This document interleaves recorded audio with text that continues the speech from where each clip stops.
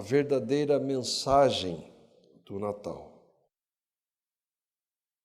O Natal não é dia de ganhar presentes,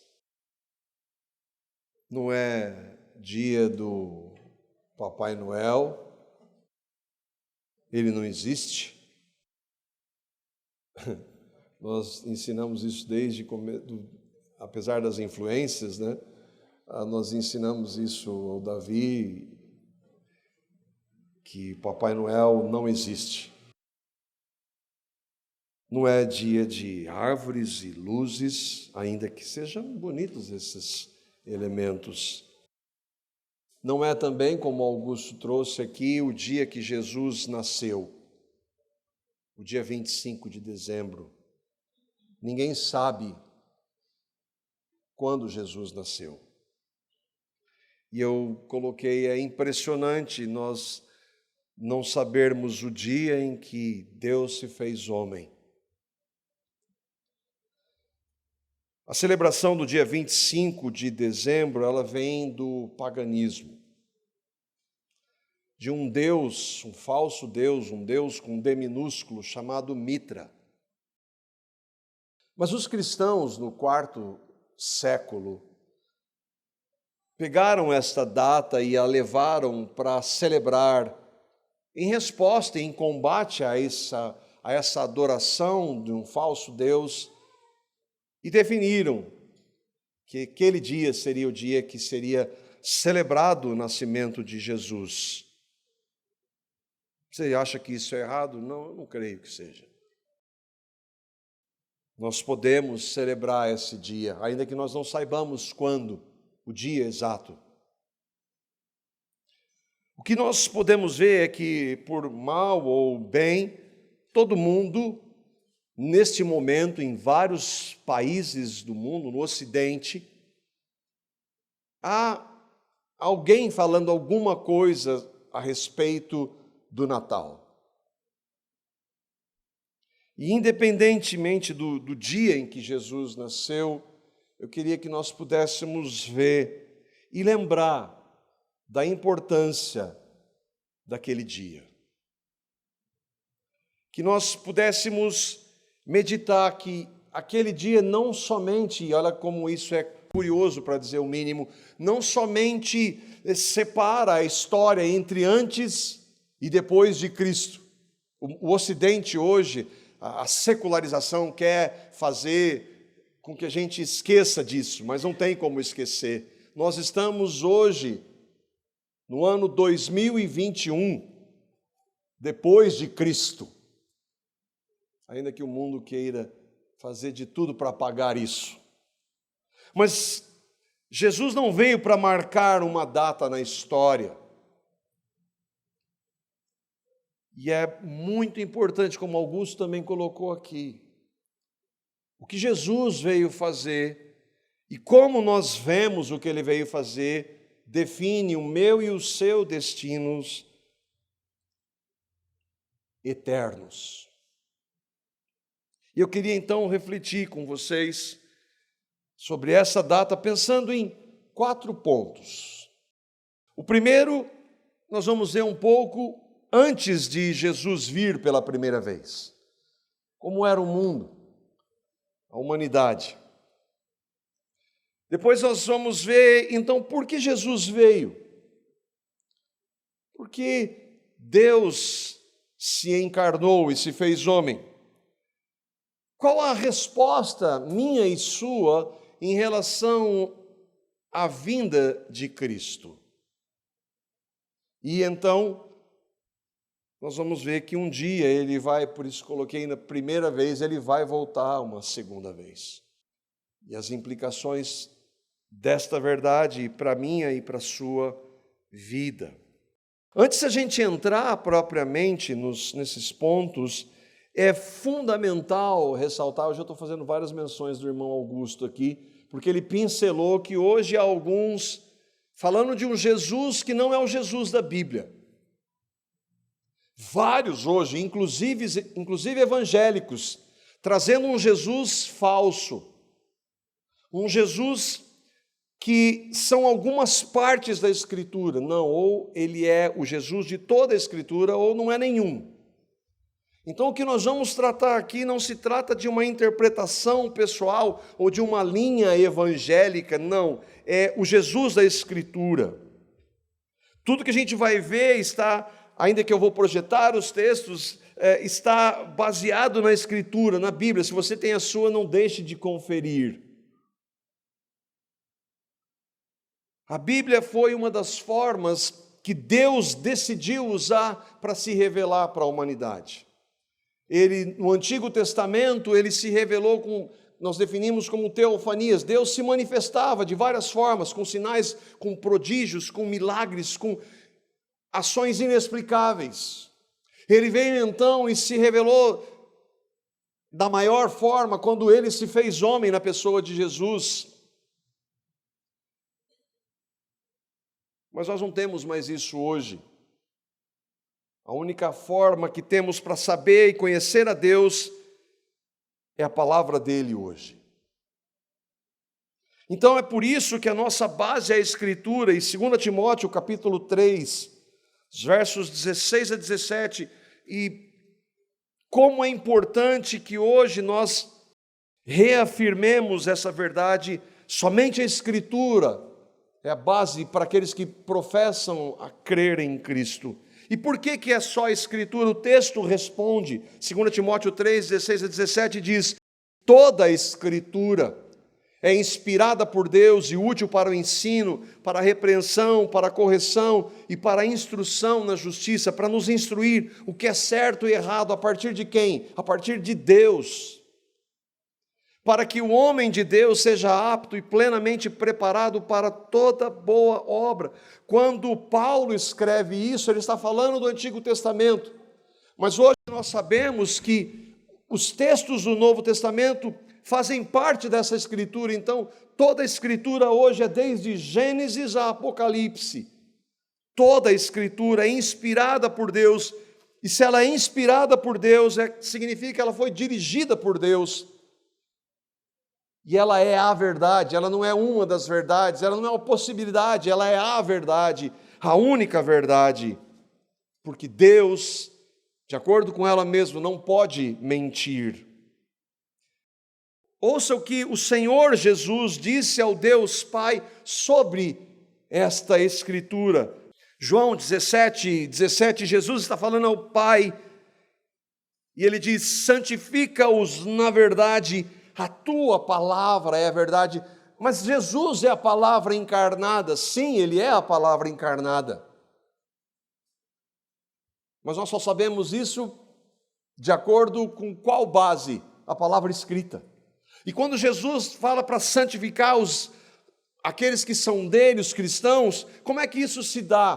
Por revelações, por ideias humanas, por propostas humanas? Não, pela palavra, porque a tua palavra, ó Pai, ela é a verdade.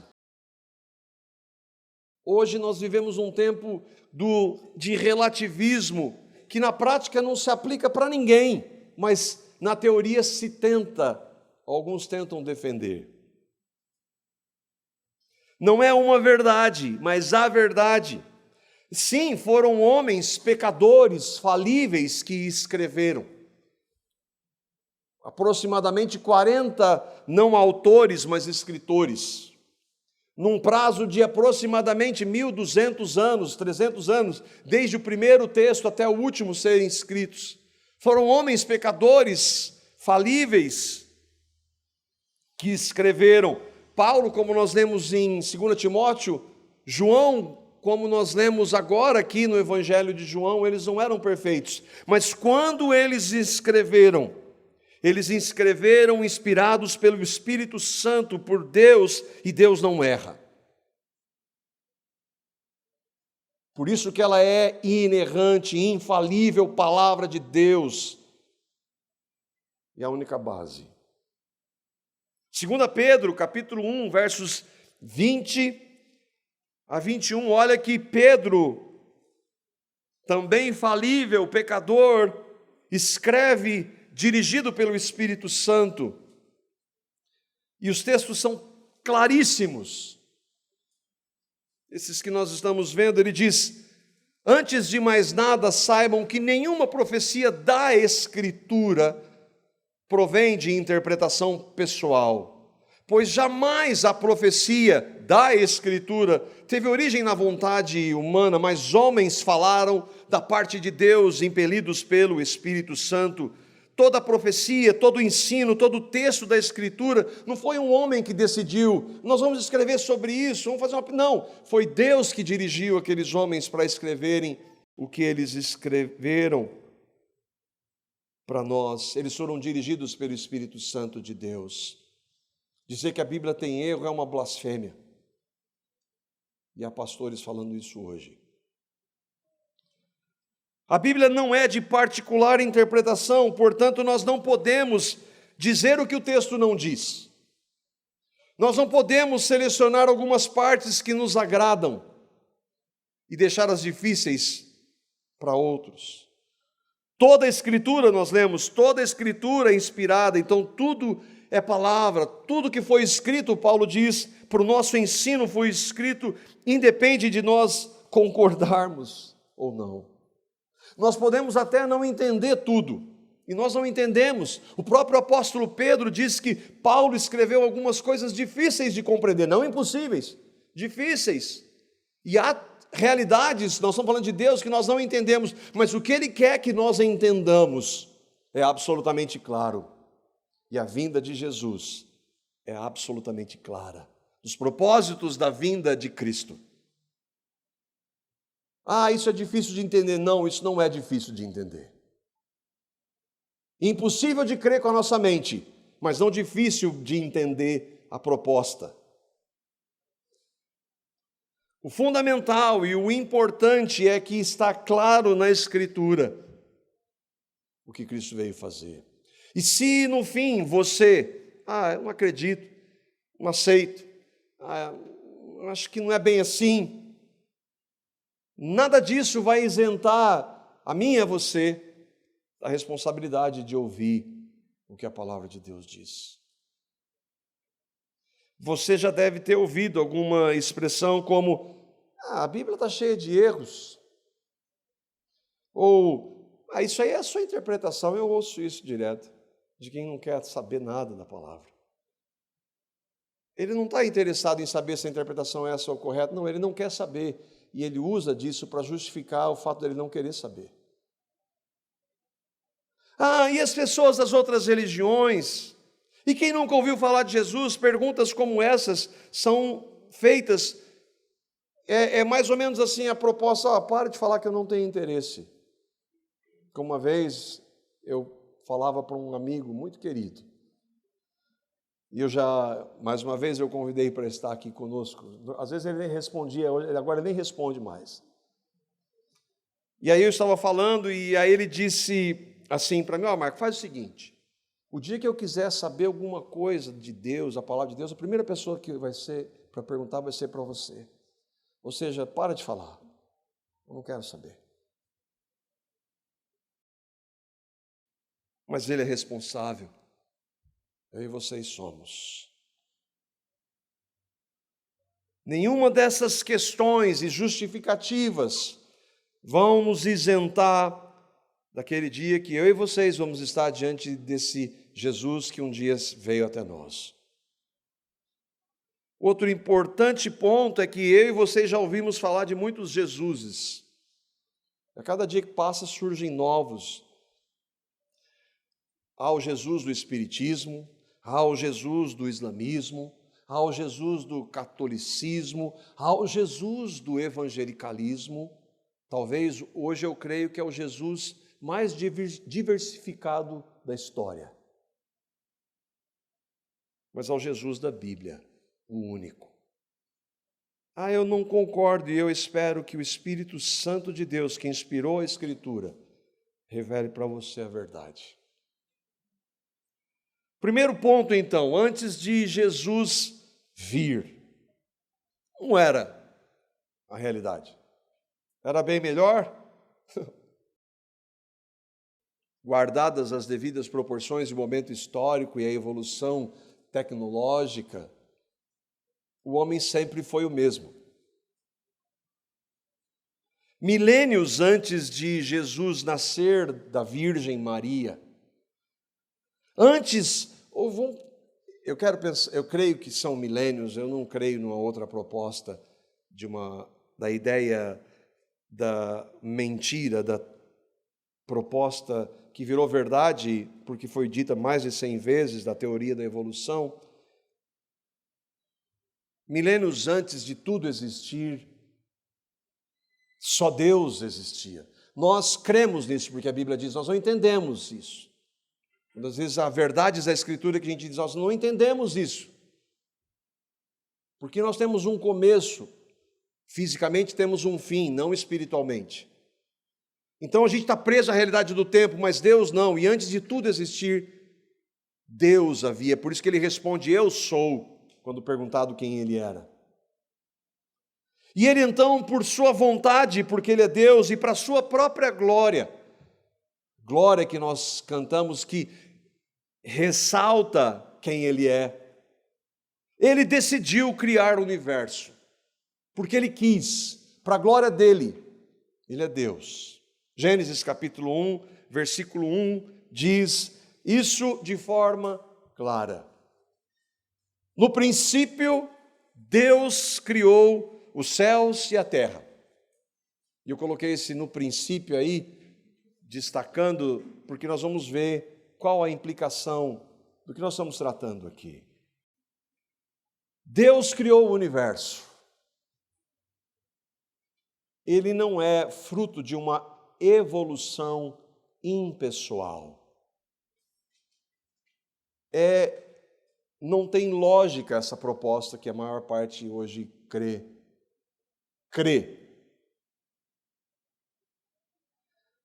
A palavra de Deus diz que Ele criou todas as coisas.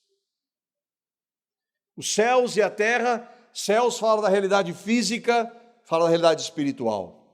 A terra é esse pequenino planeta diante daquilo que nós conhecemos hoje. E aqui nesse pequeno planeta, ele decidiu criar uma obra-prima. Não animais que evoluíram. Gênesis capítulo 1, versículos 26 a 27. E por que obra-prima? Porque ele fez a imagem e semelhança dele. Não há nada de figurado aqui. Não é uma metáfora. Então disse Deus, façamos o homem à nossa imagem, conforme a nossa semelhança. Mas como Deus é um só, sim, é um só, Deus trino, Pai, Filho e Espírito. Domine o homem sobre os peixes do mar, sobre as aves do céu, sobre os animais grandes de toda a terra e sobre todos os pequenos animais que se movem rente ao chão. E no versículo 27, ele diz, criou Deus o homem, a sua imagem. A imagem de Deus o criou. Homem e mulher os criou. Há um ataque hoje contra a Escritura, que vem de todos os lados. Há uma proposta hoje de pessoas, por exemplo, que nascem homens, mas estão em corpos de mulheres e vice-versa, e as possibilidades são variadas. Mas à luz da Escritura, isso é uma mentira, é falso, isso não existe. Deus criou o homem. Há uma versão que diz macho e fêmea os criou. Deus criou o homem e a mulher, a sua imagem e semelhança. O que significa imagem e semelhança? Em resumo, é que nós temos características pessoais. Por isso nós não somos animais que evoluímos. Não diga isso.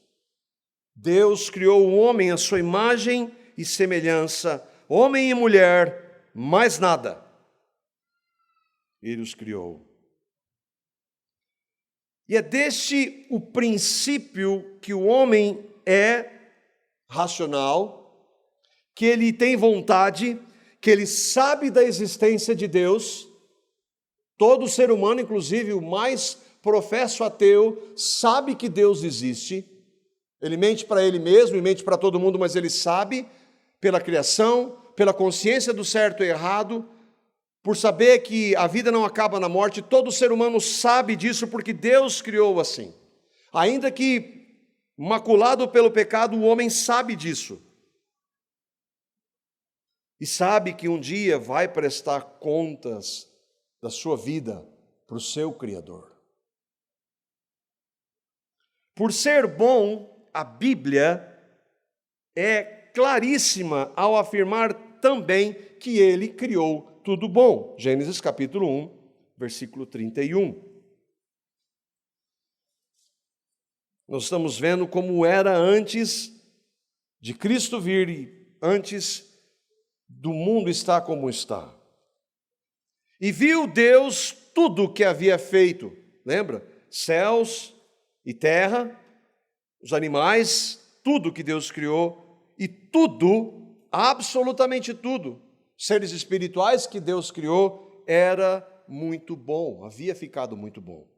Passaram-se a tarde e a manhã, esse foi o 6º dia, ele criou em 6 e descansou no 7º. Até aqui, nesse momento, todo o mal que nós vemos hoje não existia. Não havia o mal de nenhuma forma, porque Deus criou tudo muito bom.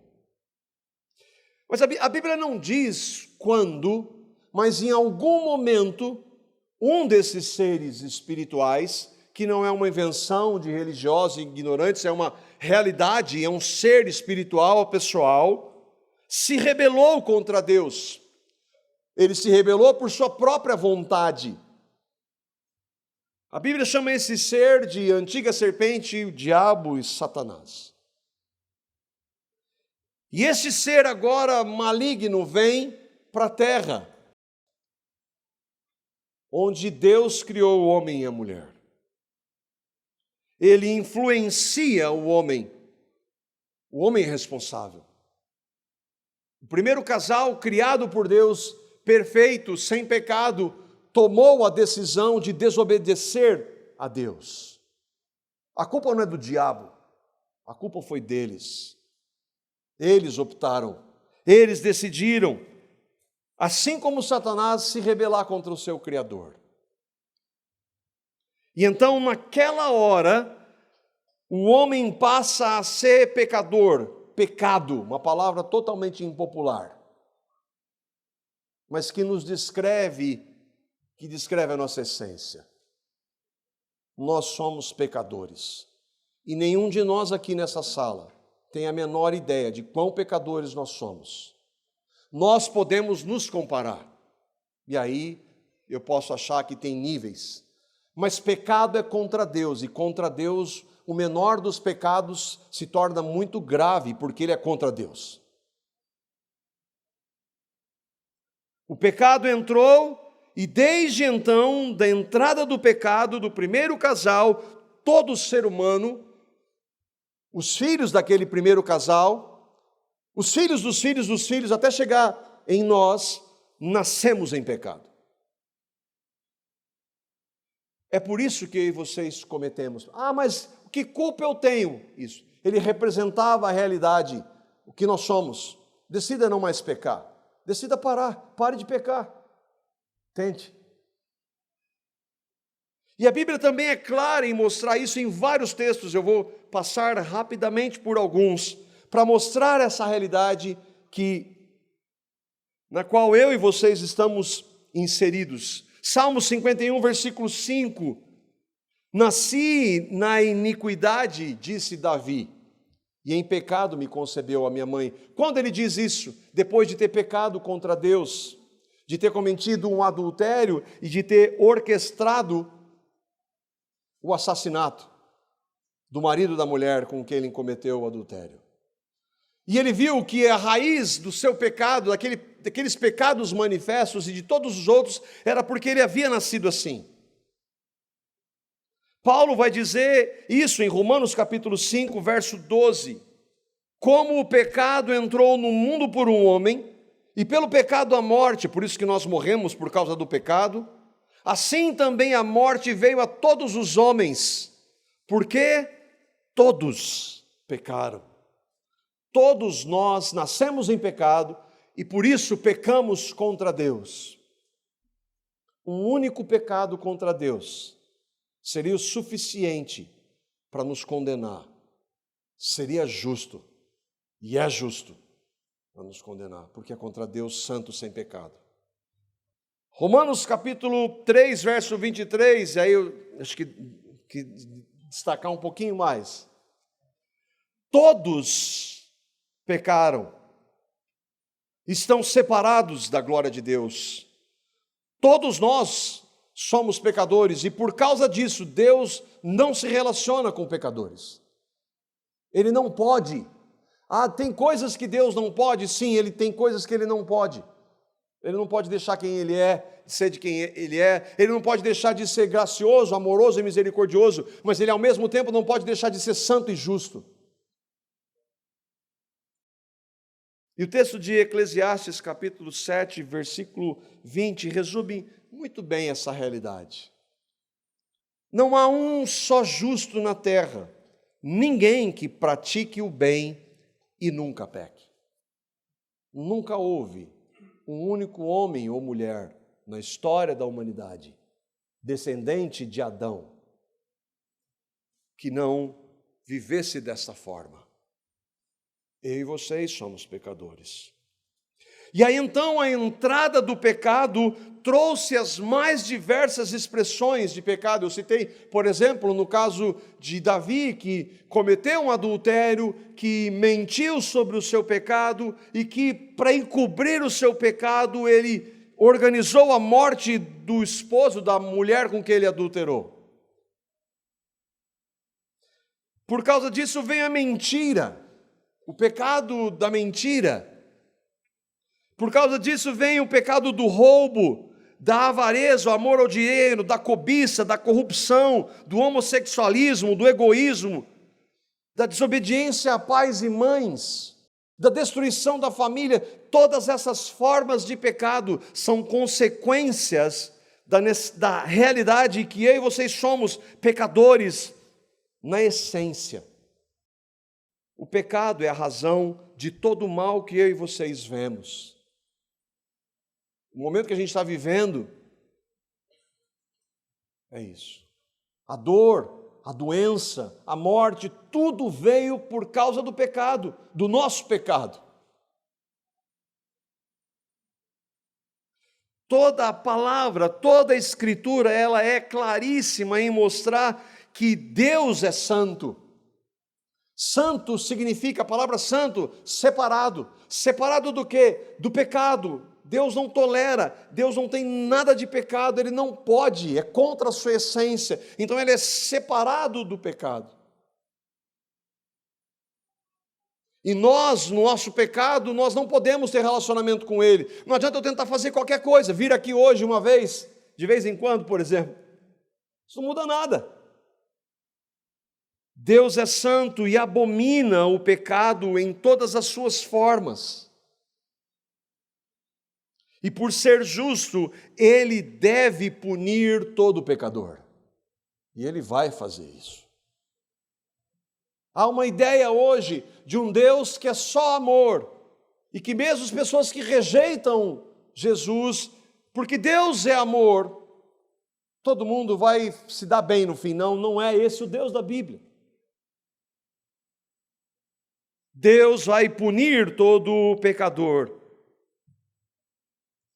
Por mais ou menos 4.000 anos, após a entrada do pecado, em todo o Antigo Testamento, que são os escritos antes da vinda de Jesus,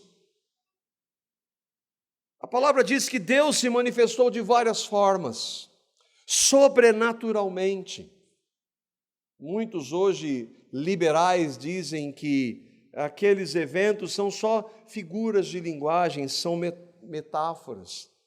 Você acredita que Deus abriu o mar para 2 milhões de pessoas passarem? Mas é isso que o texto diz.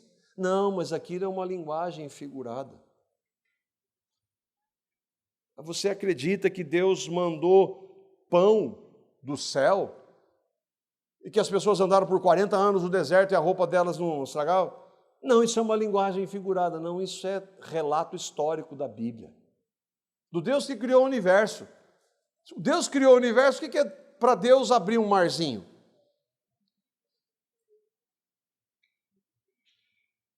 Todo o Antigo Testamento mostra Deus agindo, e Ele manda então as suas leis, os seus mandamentos. O que são os mandamentos de Deus? Os mandamentos de Deus mostram quem Ele é. Quando Ele diz, não darás falso testemunho, que é não minta, é porque Ele não mente. Quando Ele diz, não adulterarás, é porque Ele não adultera, Ele não trai. E todos os mandamentos, as leis de Deus foram dadas que mostram o caráter dele santo. E aqueles que desobedeciam, Ele punia, e Ele enviou profetas para tratar com o povo eleito dele, para voltar para a palavra. Puniu pagãos, puniu o seu povo. Em todo o Antigo Testamento é assim. Mas isso é importante, é fundamental nós entendermos. Nada disso nunca teve o poder de salvar o homem do seu estado de pecado. Há um conceito hoje entre muitos evangélicos que acham que no Antigo Testamento as pessoas eram salvas pela lei. Nunca ninguém foi salvo pela lei. A palavra de Deus estabelece que a lei ela tem um objetivo de apontar para Cristo. Ela nunca pôde salvar ninguém. Deus fez tudo isso na sua história para mostrar quem Ele é e quem nós somos sem Cristo. Mas e no Antigo Testamento, como as pessoas eram salvas? Elas eram salvas porque elas esperavam o dia que Deus se faria homem. E daí então elas faziam sacrifícios de animais, de cordeiros. E quando João Batista vê Jesus, quem Ele é? Eis o Cordeiro de Deus que tira o pecado do mundo. As pessoas do Antigo Testamento, ainda que não tivessem a compreensão que nós temos hoje, porque temos o Novo Testamento, elas esperavam um Salvador. Então elas foram salvas, mas nunca ninguém foi salvo. Davi seria salvo por obedecer à lei? As leis, os profetas, os milagres, as manifestações de Deus nunca tiveram o objetivo de mudar o homem, a não ser uma manifestação, um milagre, o maior de todos os milagres. Os 4.000 anos de história do Antigo Testamento tinham um alvo: anunciar o dia que nós estamos celebrando hoje, a vinda de Cristo. E o segundo ponto é por que Ele veio. Por que Jesus veio? Eu disse que todos os seres humanos descendentes de Adão são pecadores. Jesus não é descendente de Adão. Jesus é Deus. Por isso que Ele nasceu de uma virgem. Ele não é filho do homem, filho de Deus, Deus encarnado. Ele é Deus. Só Deus pode salvar pecadores. E Ele veio então para cumprir tudo que Ele anunciou no Antigo Testamento. Porque Jesus veio mais uma vez. A resposta bíblica é clara. Jesus não veio para mudar a sociedade. Jesus não veio para trazer justiça social. Jesus não veio por causa dos pobres. 1 Timóteo, capítulo 1, versículo 15. Aqui um homem que odiava Jesus, mas que quando creu nele teve essa compreensão. Esta afirmação é fiel e digna de toda aceitação. O que, Paulo? Cristo Jesus veio ao mundo para salvar os pecadores. Jesus veio para salvar pecadores. E eu e vocês somos pecadores. E somos muito pecadores. Só Deus podia salvar o homem. Por isso Ele veio.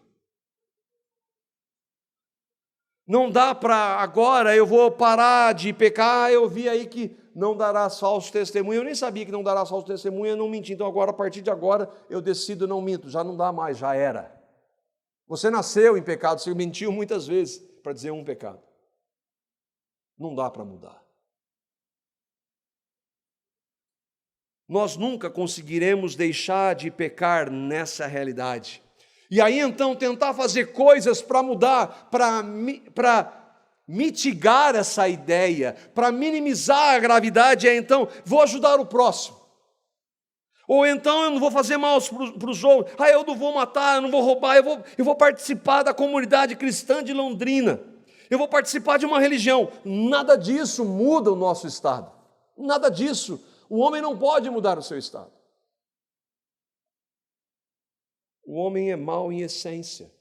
Outra mentira do inferno que é dita hoje. Todas as ciências humanas, todas humanistas, partem do princípio de que o homem é bom em essência, mas a palavra de Deus diz que o homem é mau em essência.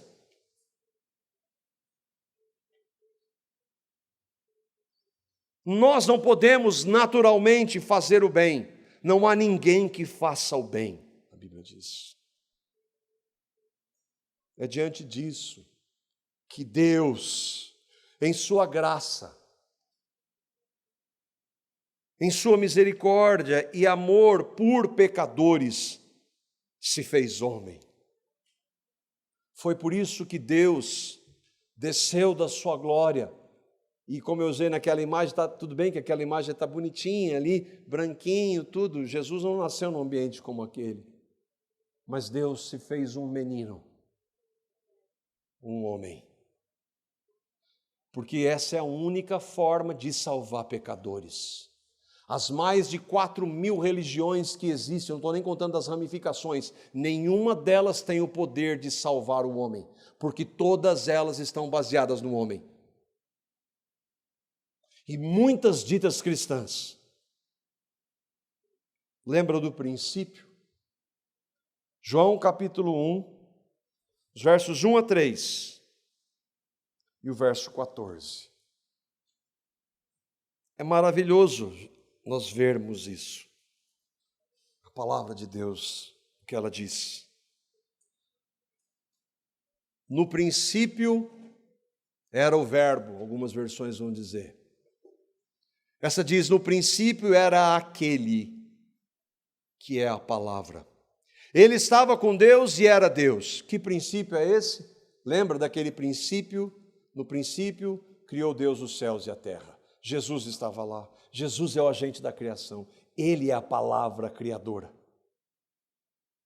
Ele estava com Deus no princípio. Ele era Deus, não que ele era e não é. Ele era no conceito nosso de passado, ele era, ele é, mas quando ele se define, ele é. Eu e o Pai somos um.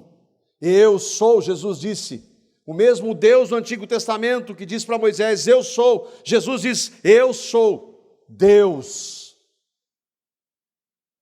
Todas as coisas, isso para evidenciar que ele é Deus, todas as coisas, lembra? No princípio criou Deus os céus e a terra, criou tudo que existe. Todas as coisas foram feitas por intermédio dele. Dele quem? Cristo. Sem ele nada do que existe teria sido feito. O texto está mostrando que ele é Deus. Ele não é um mestre, ele não é um modelo a ser seguido, ele não é um professor, ele não é o fundador de uma religião, ele é Deus. E o versículo 14 diz, aquele que é a palavra tornou-se carne e viveu entre nós. E João está falando com conhecimento de causa, eu o vi. E vimos a sua glória, como a glória do unigênito vindo do Pai, cheio de graça e verdade. E João vai escrevendo nas suas cartas, nós tocamos, eu toquei Deus. Deus é santo e exige perfeição. Mas o homem não pode se salvar. Então Deus veio em Cristo com esse objetivo, salvar pecadores. Esse é o sentido da data que a gente celebra. Lembrar, é bom estarmos juntos, é bom nós estarmos juntos em família, mas é uma oportunidade maravilhosa para nós lembrarmos do dia que Deus se fez homem para salvar pecadores, e nós nos examinarmos para ver se nós estamos entre esses que foram salvos, porque são todos salvos. Ele veio salvar toda a humanidade? Não. João capítulo 3, versos 16 a 19, talvez o texto mais central que fala disso. Porque Deus amou o mundo de tal maneira que deu o seu Filho unigênito, Qual o objetivo? Que Deus deu o seu Filho Jesus, para que todo aquele que nele crê não pereça, mas tenha a vida eterna. Deus enviou o seu Filho ao mundo não para condenar o mundo, mas para que este fosse salvo por meio dele. Então todo mundo vai ser salvo, né? Não, o texto diz, quem nele crê não é condenado. Mas quem não crê vai ser condenado, não, já está condenado, porque nós somos pecadores. Já está condenado por não crer no nome do Filho unigênito de Deus. Este é o julgamento. Por que as pessoas não creem? Porque a luz veio ao mundo, mas os homens amaram mais as trevas, amaram o seu pecado e rejeitaram a luz, porque as suas obras eram más.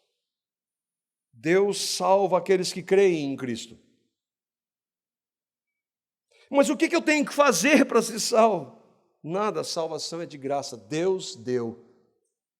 Deus deu graça. Só graça. Não é que eu tenha que fazer alguma coisa, eu não consigo, eu não posso. E outra, naturalmente eu nem quero. Não há ninguém que busque a Deus. Nós não queremos a Deus. Mas é a pessoa que está na religião, se ela não crê em Cristo, ela não quer Deus, ela quer alguma coisa, menos o Deus da Escritura.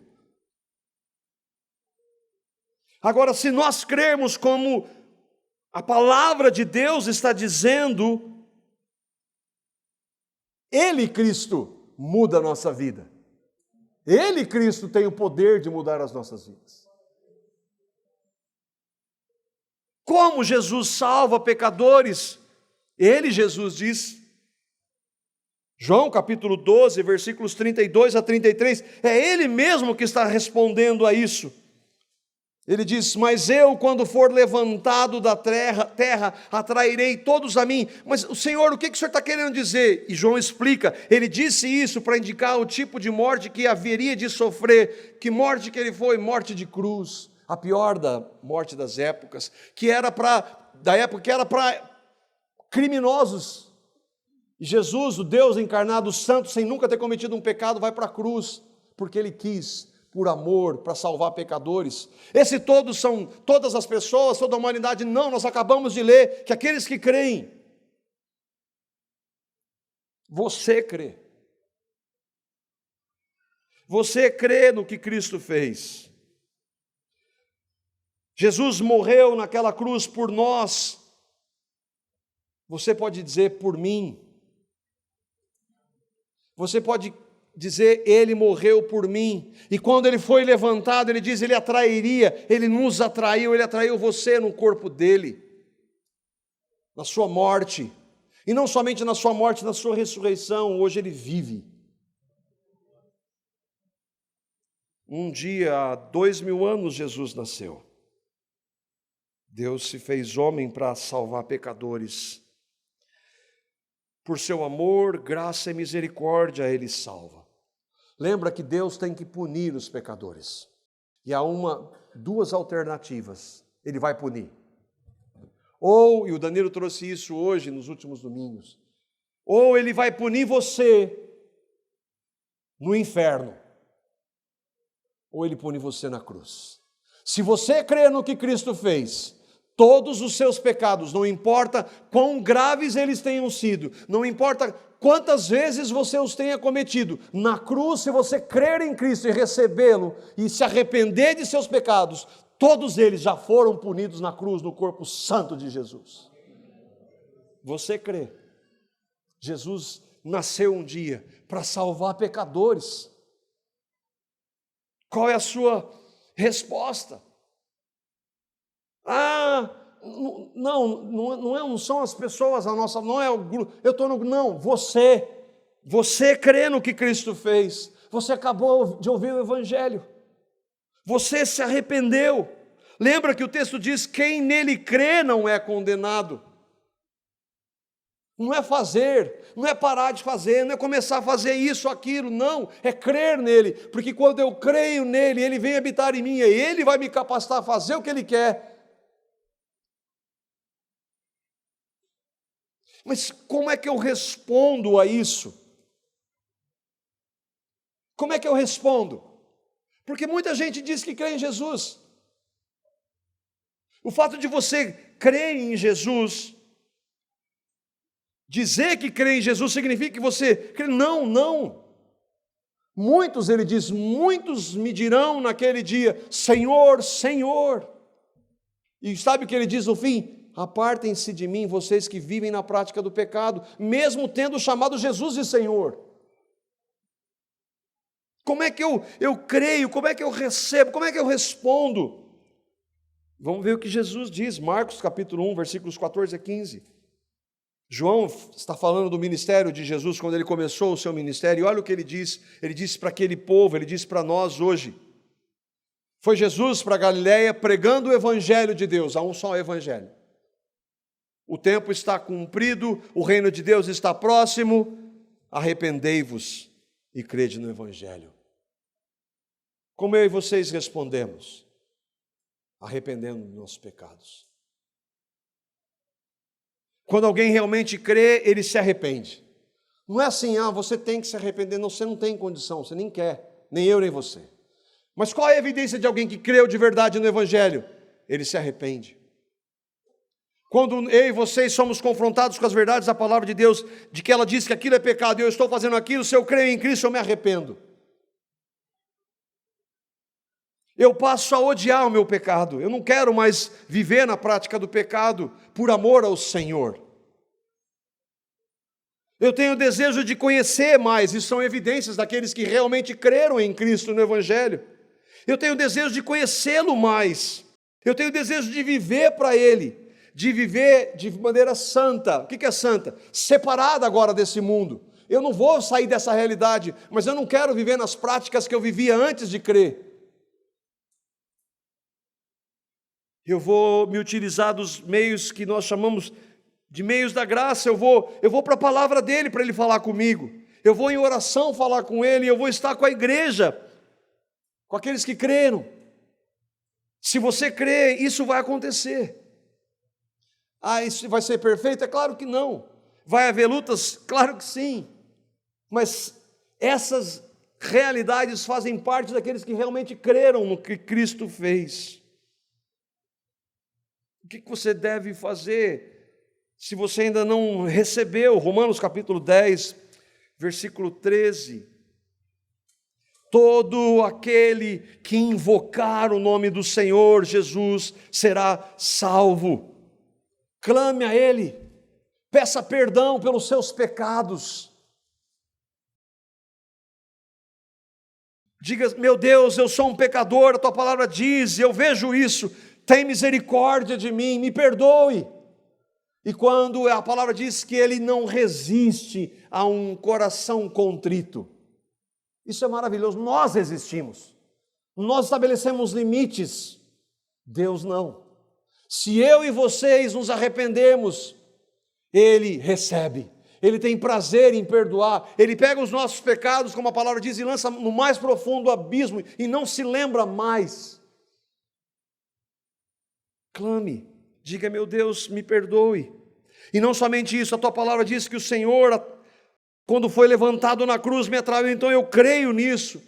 A tua palavra diz, eu me pauto nela, venha confirmar essa verdade no meu coração a cada dia. E aí você vai ver mudança. A disposição, a vontade, o prazer para as coisas desse mundo vão sendo tiradas por Ele. E por último, um dia Jesus vai voltar para buscar aqueles que creram no Evangelho. Mas até lá a palavra de Deus diz que o mundo iria de mal a pior, Paulo diz isso. E a gente está vivendo isso. Não vai melhorar. A Bíblia é clara em afirmar que tão certo como Ele veio da primeira vez, Ele vai vir a segunda. E é tão certo isso que há textos no Antigo Testamento que falam às vezes da primeira e da segunda vinda tão juntos que a gente não consegue ver. Por quê? Porque é real.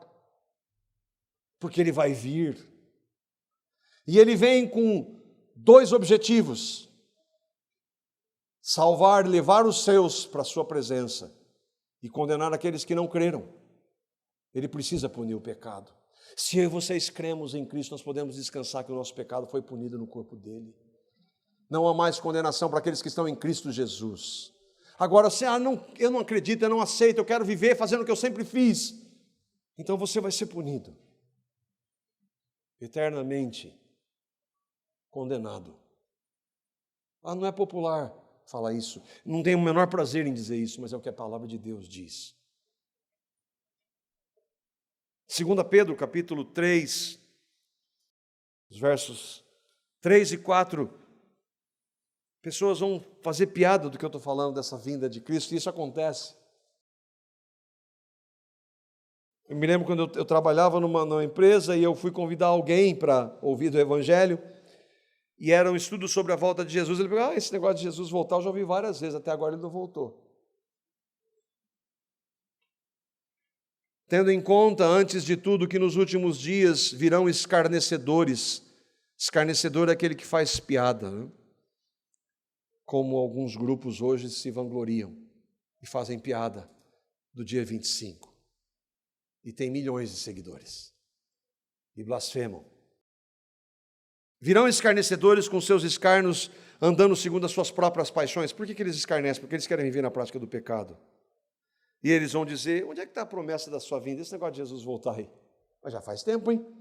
Porque desde que os pais dormiram, todas as coisas permanecem como desde o princípio da criação.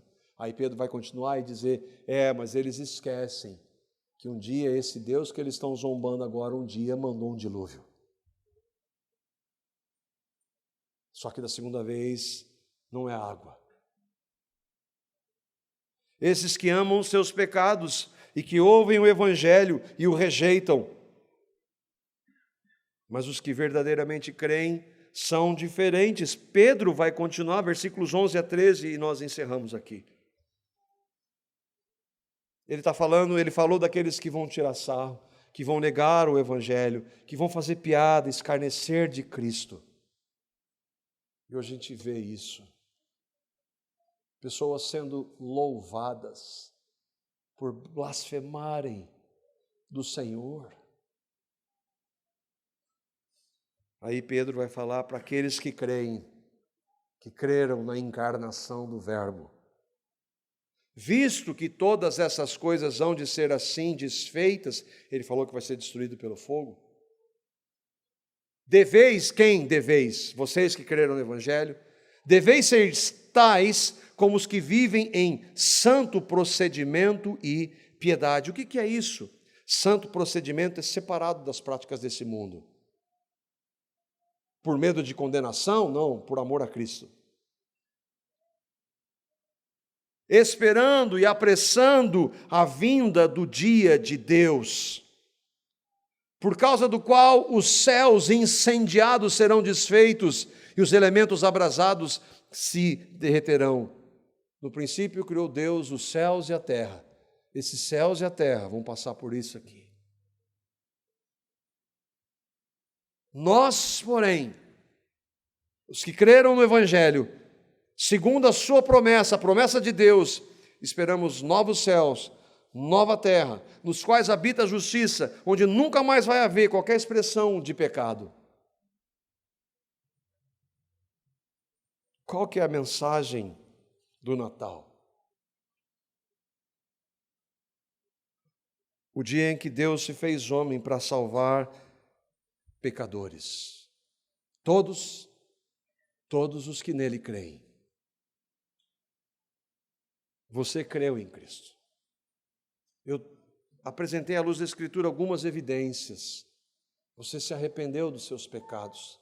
Você o confessou, você pediu perdão por eles. Você quer conhecer mais dele. Você tem prazer de estar com outros dele. Você precisa dele. Você sabe disso. A minha oração é que o Espírito Santo de Deus revele a você o Evangelho, que é o que Cristo fez na sua morte e ressurreição, e a razão central porque um dia ele se fez homem para salvar pecadores. A minha oração é que cada um de vocês, pecadores como eu, esteja entre aqueles que receberam a Cristo e creram no que ele fez.